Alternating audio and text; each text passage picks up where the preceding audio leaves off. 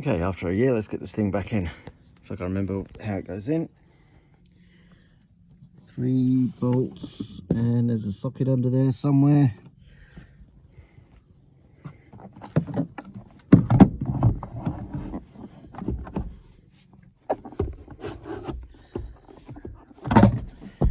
I think maybe I had to take that bracket out first. Okay, taking that bracket out, and I'll slide it in, and I'll connect up the front to begin with. There we go, put it through. Mounting points. Connect it up. Let's get the screws at the front of it.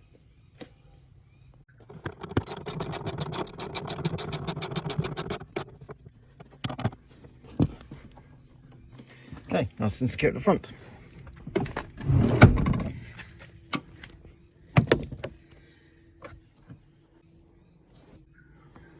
Put the bracket back in and we try it out.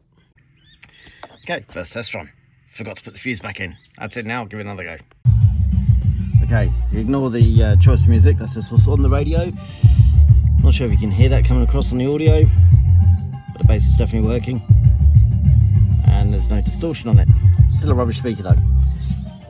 But in a year it's taken me to do this. I've had to turn the fader onto rear because if I put it on front, where are we? Good thing River 949 has a variety of great songs for everyone. In the meantime, your speakers have gone rubbish. And you can probably hear that farting away to itself. So either I'll do that one or I'll just get new speakers. Had enough of it now. Anyway, thanks for listening to this, and if you want to like and subscribe, give it a go. Cheers. And I've just remembered one other thing that's gone on this car recently. The passenger windows has a bracket on the mechanism inside the door, and it's common on these cars for the bracket to fail, which it has on the passenger side. So if I wind the window down, it will probably just fall down inside the door.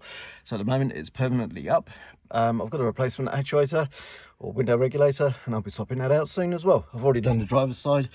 Again, AliExpress, I think it was about $60, $70, something like that. Okay, in the next video. Thanks.